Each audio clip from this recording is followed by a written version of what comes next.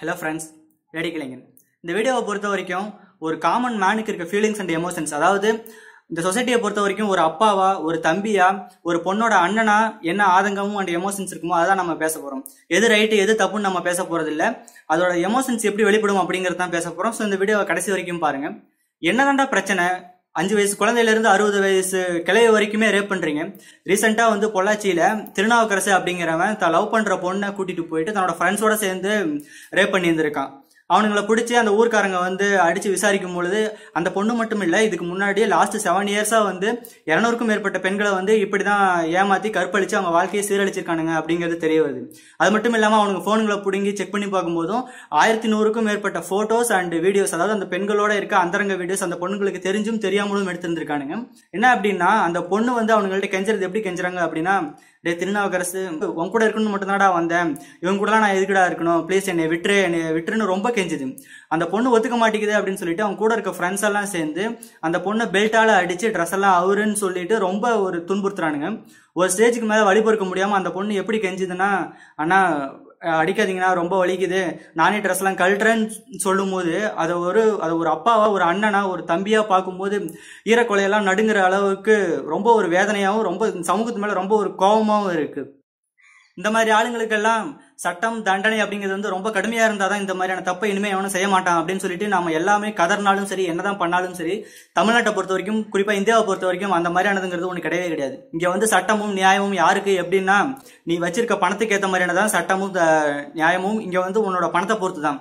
அதாவது உங்ககிட்ட பணம் இருக்கு அப்படின்னா நீ கற்பழி, கொலை பண்ணு, ரேப் பண்ணு, என்ன வேணா பண்ணு, உங்ககிட்ட இருக்க பணத்தை பொறுத்து சட்டமும் நியாயமும் உனக்கு வளர்ச்சி கொடுக்கும். இங்க யாருக்கிட்ட பணம் இருக்கோ அவன் மட்டும்தான் என்ன வேணா பண்ணலாம் அப்படிங்கிற ஒரு நியதியை இங்க இந்தியாவில விதைச்சிட்டானுங்க. அதனாலதான் இவனுங்களுக்கு முடிச்சதுக்கு அப்புறம் இந்த பொண்ணை ரேப் பண்ணி இவ்வளவு பெரிய வைரல் ஆனதுக்கு அப்புறம் போலீஸ் அரெஸ்ட் பண்ணி போயிட்டு 3 நாள்ல ஆட்டிட்டு வெளியே வந்துட்டானுங்க. மீடியாலையும் ஒரு சில மீடியாவை தவிர வேற எந்த மீடியாவும் இதை பத்தின ஒரு இதை போடல. ஏன்னா அவங்களுக்கு எல்லாம் பிஸியா வேற நியூஸ் இருக்கு. இது மட்டும் இல்ல, சோசியல் மீடியால இது வைரல் ஆனாலும் சோசியல் மீடியாலையும் நிறைய விமர்சனங்களும் நிறைய கேள்விகளும் வைக்கிறானுங்க. ஒரு சில கேள்விகளுக்கு மட்டும் ஆன்சர் பண்றதுக்காகவே நான் இந்த வீடியோவும் நான் மேக் பண்ணிட்டு இருந்தேன். அதுல கேட்கிற ஒரு கொஸ்டின் கேட்கறானுங்க, அந்த பொண்ணுக்கு விருப்பம் இல்லாமே அந்த பொண்ணு அவங்க கூட போச்சு அப்படின்னு சொல்லிட்டு. ஆமா, அந்த பொண்ணு அவங்க கூட முழு விருப்பத்தோட முழு ஆசையோட தான் அவங்க கூட போச்சு. ஆனா அந்த பொண்ணு அந்த பையன் ஒருத்தன் கூட தான் இருக்கிறதுக்காக போச்சே தவிர அவங்க கூட வர எல்லாத்துக்காகவும் எல்லாரு கூடயும் இருக்கணுங்கிறதுக்காக அந்த பொண்ணு போக கிடையாது. அது அந்த பொண்ணுக்கான அவசியமும் கிடையாது. இன்னொரு கொஸ்டின் என்ன அப்படின்னா, அவன் தான் கூப்பிடுறானா இந்த பொண்ணுக்கு எங்க போச்சு, இந்த பொண்ணு ஏன் அவங்க கூட போனா அப்படிங்கிற ஒரு கொஸ்டினும் இருக்கு. எனக்கு ஒரு டவுட், எத்தனை வருஷம் எத்தனை நாள் தான்டா இந்த கொஸ்டினே கேட்பீங்க? அந்த பொண்ணுக்கு அறிவு இல்லையா? ஏன் அந்த பொண்ணுக்கு போனா, அதனாலதான் சீரழிச்சிட்டான் அப்படின்னா, தன்னை அவன் கூப்பிட்டாங்கிற ஒரு வார்த்தைக்காக அவனை நம்பி அந்த பொண்ணு போயிருக்கு அப்படின்னா அந்த பொண்ணோட நம்பிக்கையை கெடுக்கிற மாதிரி அந்த பொண்ணை ஏன்டா நீ பாத்துக்கல ஒழுங்கா, ஏன்டா அந்த பொண்ணோட நம்பிக்கை இவ்வளவு கேவலமா கெடுத்த அப்படின்னு சொல்லி இவனை எவனுமே கொஸ்டின் கேட்கல. எப்பயுமே எந்த ஒரு ஸ்டேஜ்லயுமே யாருமே யாராம நம்பாமே இருக்கவே முடியாது. ஏன் அப்படின்னா, இப்ப ஒரு எக்ஸாம்பிளா நீங்க ஒரு பஸ்ல போறீங்க அப்படின்னா, திடீர்னு வர பஸ்ல ஏறி போகும்போது அந்த டிரைவர் நம்மளை சேஃபா கொண்டு போய் விடுவான் அப்படிங்கிற ஒரு நம்பிக்கை இருக்கும். அந்த டிரைவர் யார் என்னன்னே நமக்கு தெரியாது, இருந்தாலும் அவன் நம்மளை கொண்டு போய் சேஃபா விட்டுருவாங்கிற ஒரு நம்பிக்கையில் நம்ம அந்த பஸ்ல ஏறி போகும்போது, இவன் நம்மளை லவ் பண்றான், இவன் நம்மளை கல்யாணம் பண்ணிக்குவான், கடைசி வரைக்கும் வச்சு காப்பாத்துவான், சோ அவன் கேட்கிற ஆசைக்கு நான் போறேன் அப்படின்னு சொல்லி முழு மனதோட போற அந்த பொண்ணுக்கு மேல தப்புன்னு நம்ம எப்படி சொல்ல முடியும்? அது மட்டும் இல்லாம பெண்களோட மிகப்பெரிய சாபக்கேடு என்ன அப்படின்னா, இப்ப இருக்க பெண்கள் இப்ப இருக்கிறது மட்டும் இல்லாம காலங்காலமா என்ன பண்ணுவாங்க அப்படின்னா, தன்னை உயிரா ஒருத்தன் காதலிச்சு கடைசி வரைக்கும் நான் வச்சு காப்பாத்துவேன் அப்படிங்கிற ஒரு நம்பிக்கை இருக்க அந்த பையனை நம்பாம அவனை ரொம்ப அசிங்கப்படுத்தி கேவலப்படுத்தி கடைசி வரைக்கும் அவனுக்கு நான் ஒரு அங்கீகாரமே கொடுக்க மாட்டாங்க. ஆனா இந்த மாதிரி ஈனப்பிறவிகளை தான் தேடி தேடி போய் விழுந்து வாழ்க்கையை சீரழிச்சுக்குவாங்க. ஏன்னா நம்ம தமிழ்நாட்டை பொறுத்த வரைக்கும் தான் லவ் பண்ற பொண்ணு அந்த பொண்ணோட அனுமதியோட தான் அந்த பொண்ணுகிட்ட இருந்து ஒரு முத்தம் கிடைக்கிறதுக்கு கூட ரொம்ப நாளா வெயிட் பண்ணி ரொம்ப காலமா வெயிட் பண்ற பசங்கள் எல்லாம் இருக்கும் போதும், அது மட்டும் இல்லாம தான் லவ் பண்ற பொண்ணு அப்படின்னு இருந்ததுக்கு அப்புறம் அந்த பொண்ணு வேற ஏதாவது ஒரு பையன், தெரிஞ்ச பையனா இருந்தாலும் சரி தெரியாத பையனா இருந்தாலும் சரி, போய் நெருங்கி நின்று பேசும்போது ஒரு பொசிட்டிவ்னஸ் அண்ட் ஒரு கோபத்துல தன் அன்பை எப்படி வெளிப்படுத்துறதுன்னு தெரியாம ஒரு கோபமா வெளிப்படுத்துவான். ஏன்னா அவ எனக்கு மட்டும்தான், வேற எவங்கிட்டையும் பேசக்கூடாது அப்படின்னு இருக்க ஒரு பொசிட்டிவ்னஸ் இருக்க பசங்க வாழ்ற இதே சொசைட்டில தான் தான் லவ் பண்ற பொண்ணு, தன்னை நம்பி வந்த பொண்ணு தன்னோட ஃப்ரெண்ட்ஸ் கூட கொண்டு போய் விட்டு ஒத்துக்கலன்னதுக்கு அப்புறம் அவனுங்களை ரொம்ப துன்புறுத்தி கேவலப்படுத்தி கற்பழிக்கிற இந்த மாதிரியான ஈனப்பிறவிகளும் இந்த மாதிரியான இடத்துல தான் வாழ்ந்துட்டு இருக்கானுங்க. இவ்வளவு பெரிய தப்பு நடக்கும் பொழுது கூட இருந்த அத்தனை பசங்களும் சேர்ந்து அந்த தப்புல ஈடுபட்டானுங்களே தவிர அதுல ஒருத்தனாவது மச்சான் நம்ம பண்றது தப்புடா அப்படின்னு சொல்லி தடுத்திருந்தானா இந்த பொண்ணோட வாழ்க்கை இப்ப காப்பாற்றப்பட்டிருக்கும். இது மட்டும் இல்லாம இது சொசைட்டில நிறைய பிரச்சனைகள், பல பிரச்சனைகள்ல இருந்து கூட இருக்கிற ஃப்ரெண்ட்ஸ் வந்து நம்ம பண்றது தப்புடா, இது பண்ணக்கூடாதுன்னு சொல்லி தடுத்திருந்தா இந்த சொசைட்டில பாதி பிரச்சனை வந்து தடுக்கப்பட்டிருக்கும். பெற்றோர்கள் குட் டச், இப்பெல்லாம் வந்து குட் டச் இது, பேட் டச் இது, யார் எப்படி தொட்டா என்ன பண்ணணும், ரியாக்ட் பண்ணணுங்கிற அளவுக்கு நம்ம சொல்லிக் கொடுக்குறோம். சமுதாயத்தில் இது ஒரு நல்ல விஷயமா இருந்தாலும் பெண்களுக்கு மட்டுமே சொல்லிக் கொடுக்குற நாம பசங்களுக்கு சொல்லிக் கொடுக்காம விட்டுறோம். பசங்களை பொறுத்த வரைக்கும் பெண்கள் கிட்ட எப்படி நடந்துக்கணும், ஒரு பெண் வந்து நம்மளை நம்புறா அப்படின்னா அவகிட்ட எப்படி நடந்துக்கணுங்கிறதையும் பெற்றோர்கள் சொல்லி தரணும்.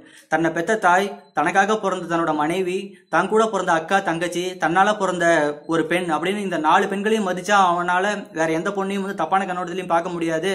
இந்த மாதிரியான அநாகரிகமான காட்டுத்தனமான மிருகத்தனமான ஒரு செயலும் நடக்காது. பெண்களும் வந்து கொஞ்சம் தலை நிமிர்ந்து நடக்கிற ஒரு சிச்சுவேஷன் இந்த ஸ்டேஜ்ல வரும். அது மட்டும் இல்லாம பெற்றோர்கள் என்ன சொல்லணும் அப்படின்னா, ஒரு பொண்ணு தன்னை நம்பி உன் கூட வரா அப்படின்னா அந்த பொண்ணு இனிமே நம்ம கூட வந்துட்டா இனிமே நம்ம என்ன வேணா பண்ணிக்கலாங்கிற ஒரு ஆப்பர்ச்சுனிட்டியா அதை பார்க்காம அந்த பொண்ணு தன் நம்பி வரா அப்படிங்கும் பொழுது அவளுக்கான பாதுகாப்பையும் அவளுக்கான இதையும் உறுதிப்படுத்துற அளவுக்கு அவளை சேஃபா வச்சுக்கணுங்கிற ஒரு ரெஸ்பான்சிபிலிட்டி தான் தம்பி உங்ககிட்ட இருக்கணும் அப்படின்னு சொல்லி தன்னோட குழந்தைய வளர்க்கும் போது மட்டும்தான் இந்த சமுதாயத்துல வந்து பெண்களுக்கான பிரச்சனைகள் தீர்க்கப்படும். இதை விட நான் பெண்களுக்கு மட்டும் இந்த வீடியோ மூலியமா தனியா என்ன சொல்லணும்னு நினைக்கிறேன் அப்படின்னா, இப்ப இந்த பொள்ளாச்சி இன்சிடென்ட்டே எடுத்துக்கிட்டா கூட 200க்கும் மேற்பட்ட பெண்களை சீரழிச்சவனுங்க மோஸ்ட்லி வந்து அந்த பொண்ணுங்களோட அந்தரங்க போட்டோவும் வீடியோவும் எடுத்து வச்சு மிரட்டி அப்படின்னா இதை நான் வந்து நெட்ல விட்டுருவேன், வீடியோ வந்து வைரலா விட்டுருவேன் அப்படின்னு சொல்லி பயமுறுத்தி தான் நிறைய பேர்த்த பண்ணிருக்காங்க. ஏன்னா இப்போ நம்ம பழைய கலாச்சாரப்படி நமக்குன்னு நம்ம ஒரு குடும்பத்துல ஒரு பெண்ணுக்கு பாதிப்பு அப்படின்னா அந்த குடும்பத்துக்கே தான் பாதிப்பு, அந்த குடும்பத்துக்கே தான் அசிங்கம், அந்த குடும்பத்துக்கே தான் அவமானம் அப்படின்னு நம்ம வாழ்ந்துட்டு தான் இருக்கோம். இப்போ வரைக்கும் நிறைய குடும்பங்கள் அப்படிதான் வாழ்றோம். இதை யூஸ் பண்ணி தான் இந்த மாதிரியான நாய்கள் எல்லாம் இப்படி பண்ணிட்டு இருக்கானுங்க. ஆனாலும் இனிமேலும் நம்ம அப்படி இருக்கக்கூடாது. இப்ப இருக்க டெக்னாலஜி டெவலப்மெண்ட்ல நம்மளை எப்படி வேணா நம்ம அதை யூஸ் பண்ணிட்டு இருக்கானுங்க. கண்டிப்பா நம்ம இன்னும் அப்படியே இருந்தோம்னா கண்டிப்பா அவங்களோட ஆசையை தான் நிறைவேறுமே தவிர நம்மளோட பாதுகாப்பும் இந்த நம்ம வீட்டு பெண்களோட பாதுகாப்புங்கிறது உறுதிப்படுத்தப்படாமே தான் இருக்கும். சோ அந்த மாதிரி ஒரு போட்டோவோ ஒரு வீடியோவோ வச்சு அவன் மிரட்டுறான் அப்படின்னா பயப்படாம சோ எடுக்கிறியா, எடுத்து ரிலீஸ் பண்றியா, ரிலீஸ் பண்ணிக்கோன்னு சொல்லி தைரியமா அதை ஃபேஸ் பண்ணுங்க.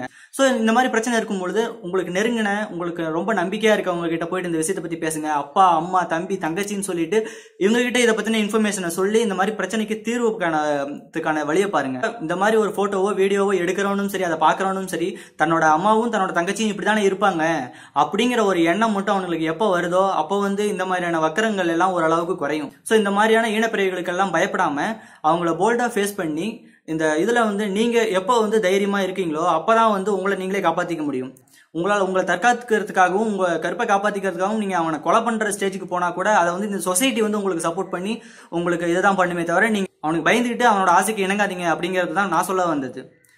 எப்போ வந்து இந்த உண்மையான மகளிர் தினம் அப்படிங்கறது நம்ம எப்ப கொண்டாடணும் அப்படின்னா, ஒரு பெண் நடுராத்திரியா இருந்தா கூட பயப்படாம போயிட்டு ரிட்டர்ன் பயப்படாம வீட்டுக்கு வந்துட முடியும், எந்த ஒரு பிரச்சனையும் அந்த பெண்ணுக்கு இருக்காது அப்படின்னு சொல்லி ஒரு சொசைட்டியும் ஒரு நாடும் எப்ப மாறுதோ அப்பதான் உண்மையான பெண் விடுதலைங்கிறது, அப்பதான் உண்மையான மகளிர் தினமும் நம்ம கொண்டாடப்பட வேண்டியது. அது எப்போ ஒருத்தங்க தன்னை தான் காப்பாத்திக்கணும் அப்படிங்கிறதுக்காக செல்ஃப் டிஃபென்ஸ் எப்ப நீங்க எடுக்கிறீங்களோ அப்பதான் வந்து இந்த சொசைட்டில உங்களை நீங்க காப்பாத்திக்க முடியும், உங்களை நீங்க மாத்திக்க முடியும். ஏன்னா அந்த அளவுக்கு இப்ப சொசைட்டி வந்து ரொம்ப கேவலமா கெட்டு போய் கிடக்குது. ஒரு தெளிவா சொல்லணும் அப்படின்னா தமிழ்நாடு இந்தியாவை பொறுத்த வரைக்கும் ஜஸ்டிஸ் ஃபார் சேல், அதாவது இங்க வந்து நியாயமும் நீதியும் நேர்மையும் வந்து விலைக்கு மட்டுமே கிடைக்கும். நன்றி, வணக்கம்.